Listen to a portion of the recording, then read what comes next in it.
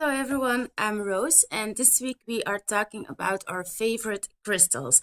I am really struggling with the lightning because the sun is shining and it's dark, but you can see me, and the most important thing is that you can see my favorite crystals. So, the first crystal that I bought was many years ago, and it was my amethyst cluster. It's this one.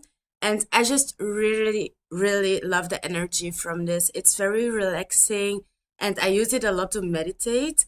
Most of the time, I don't really work with like real clusters. Most of the time, I work with the tumbled crystals because they feel better in your hand while you meditate or when you do a spell work or something. It feels more empowering to hold this in your hand because it really fits in instead of this. Because when I hold this one, I feel like very clumsy and it's heavy and I don't want to break it.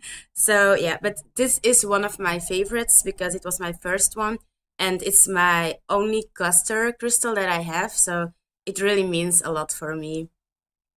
Then I have my clear quartz. I have many clear quartz, but I really love this one because it has rainbows in it. I'm not sure if you can see it on the camera.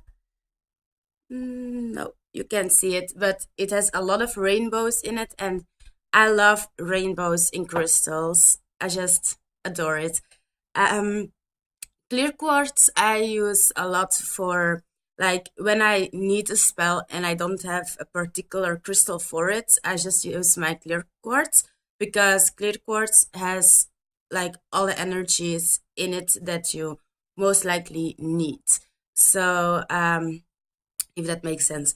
Then I have my rose quartz. I really love rose quartz. I also have rose quartz chips. I have other rose quartz. I do crystal grits with it. Um, this one also has a rainbow in it. Not sure if you can see it.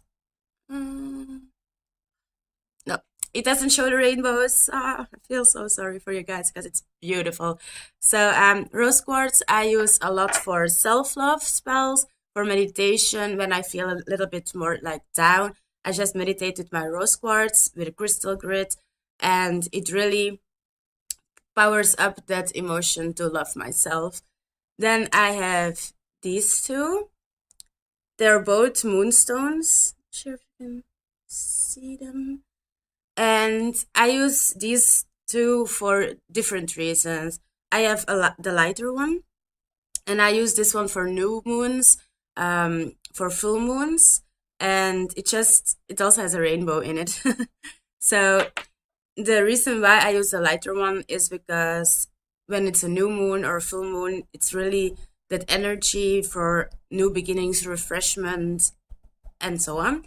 And then I have the darker one, and I use this one for the dark moon. So the dark moon is the time 3 days before the new moon starts, and I really love to work with the dark moon to let go of things you need to let go for shadow work and so on and so on.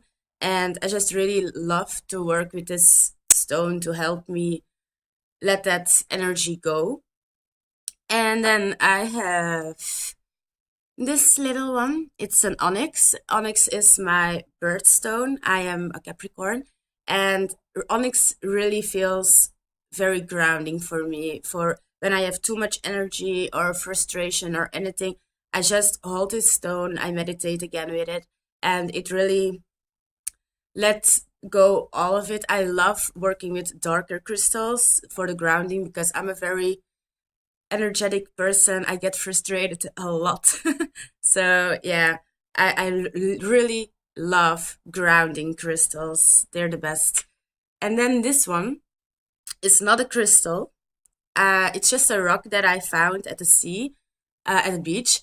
And every time that I hold this stone, it really remembers me of the good times that I had at the beach. And yeah, it really resonates me. It calms me down because I'm not sure if you can see it. This is very smooth, and here it's more rough. And yeah, it has like this two smooth sides. And when I am like when I need to calm down, I just hold it and I think about myself and what I accomplished in my life. And it's just really my personal rock. And what I do is I have a lot of more like smaller crystals and I just put them in a bag. I do this with the bag and then I just cast my crystals. And ooh, every crystal for me has also a meaning. I have this book with all the main words, and wherever the personal stone is closest with is an energy that I have to get rid of or have to work more with it. So that is a thing that I really love to do, is casting my crystals.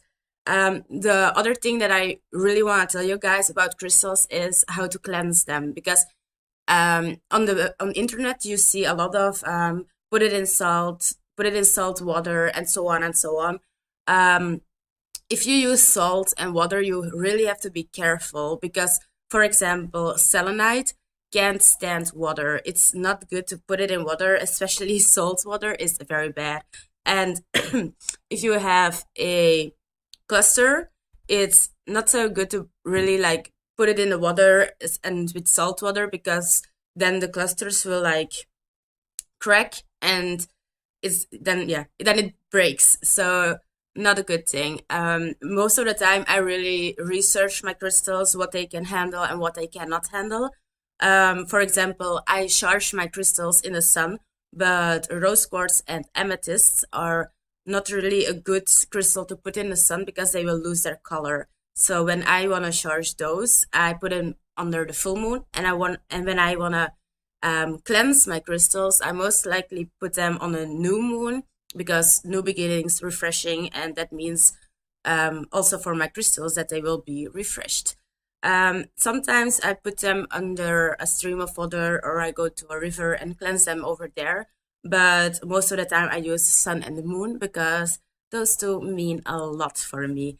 So yeah, that's really it for me about crystals. Just make sure you research a lot about your crystals. They are amazing to work with, but you just need to know your crystal to make sure that you don't ruin their energy or how they look, or that the cluster breaks, for example. So I'll see you guys next week, and blessed be.